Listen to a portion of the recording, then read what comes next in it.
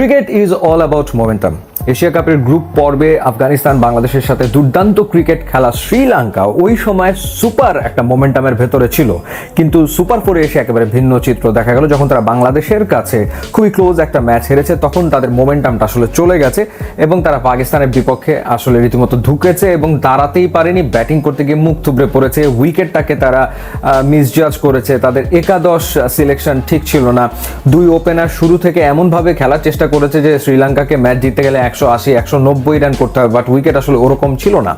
এবং আরেকটা ঘটনা যেটা হয় যে যেদিন শাহিন আফ্রিদি নতুন দলে পাকিস্তানকে ব্রেক থ্রু এনে দেন, সেদিন পাকিস্তানের বোলিং লাইন আপের চেহারাটা অন্যরকম থাকে, অন্যান্য বোলাররা অনেক বেশি উদ্বুদ্ধ থাকে। শাহিন আফ্রিদি এই দিন দুই ওপেনারকেই ফিরিয়েছেন, নিশাঙ্কাকে এবং কুশাল মেন্ডিসকে। তখনই শ্রীলঙ্কা আসলে বিপদে পড়ে যায়। এরপরে আরও একটা উইকেট নিয়েছেন কামিন্দু মেন্ডিস, যিনি 50 রান করেছেন এবং যেই 50 রানের কারণে 133 পর্যন্ত শ্রীলঙ্কা পৌঁছতে পেরেছে, তাকেও শাহিন আফ্রিদি আউট করেছেন। 4 ওভার বল করে 28 রান দিয়ে তিনি 3টা উইকেট নিয়েছেন। একটা সময় আসলে 80 রানে 6 উইকেট পড়ে গিয়েছিল শ্রীলঙ্কার, তখন মনে হচ্ছিল যে হয়তো তারা আসলে 100 করতে পারবে কিনা।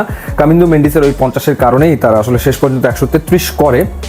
এবং এই দিন পাকিস্তান একটা ডিফারেন্ট স্ট্র্যাটেজি নেয়, তারা পেসের উপর হেভিলি ডিপেন্ড করেছে। শাহিন আফ্রিদি, হারিস রৌফ এক্সপেন্সিভ ছিলেন বা 2টো উইকেট নিয়েছেন। এরপর ফাহিম আশরাফ 4 ওভার বল করেছেন, 34 রান দিয়েছেন। এরপর হোসেন তালা 3 ওভার বল করে 18 রানের 2টো উইকেট তিনি নিয়েছেন। আবরার আহমেদ 4 ওভার বল করে 8 রানে 1 উইকেট নিয়েছেন। নওয়াজ কিংবা সাইম আইয়ুব কাউকেই আসলে ক্যাপ্টেন ব্যবহার করেননি। আগের ম্যাচেও নওয়াজকে বল করতে দেখা যায়নি, এই ম্যাচেও আসলে তিনি বল করেননি। এরপরে যখন পাকিস্তান জবাব দিতে নামে, সাহেবজাদা ফারহান এমনি তিনি ফর্মে রয়েছেন, ইন্ডিয়ার এগেনস্ট একটা দুর্দান্ত 50 করেছেন। এই দিন তিনি 15 বলে 24 রানের একটা ইনিংস খেলেছেন।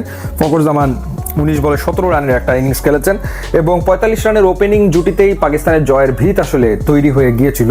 এবং পাওয়ার প্লেতে কিন্তু শ্রীলঙ্কা 53 রান তুলেছিল 3 উইকেট হারিয়ে। পরের 9 ওভারে গিয়ে তারা মাত্র 35 রান তুলতে পারে। সেই জায়গাটাতে পাকিস্তান উইকেট হারিয়েছে ঠিকই, এবং একটা সময় গিয়ে তাদের 80 রানে 5 উইকেট পড়ে গেলেও একটা পার্টনারশিপ যেটা দরকার ছিল, সেই পার্টনারশিপটা আসলে করতে সক্ষম হয় মোহাম্মদ নওয়াজ এবং হুসেইন তালাত। দুজনে মিলে 60 রানের যে পার্টনারশিপ, সেটাতেই আসলে পাকিস্তানের জয় নিশ্চিত হয় এবং পাকিস্তান এশিয়া কাপে টিকে থাকে। এখন কথা হলো যে সমীকরণটা কি দাঁড়াচ্ছে। সমীকরণটা এখন সিম্পল। বাংলাদেশ এবং পাকিস্তানের যে ম্যাচটা, সেই ম্যাচটা অলিখিত সেমিফাইনালে পরিণত হতে পারে। বাংলাদেশ যদি ভারতের বিপক্ষে জেতে, তাহলে তো আসলে কথাই নেই, তাহলে বাংলাদেশ ফাইনাল মোটামুটি নিশ্চিত করে ফেলবে, রান রেটের হিসেব হোক আর যাই হোক। আর যদি ইন্ডিয়ার কাছে বাংলাদেশ হারে, সেক্ষেত্রে পরের দিন পাকিস্তান এবং বাংলাদেশের যে ম্যাচটা হবে, সেটা আসলে এক কথায় সেমিফাইনাল।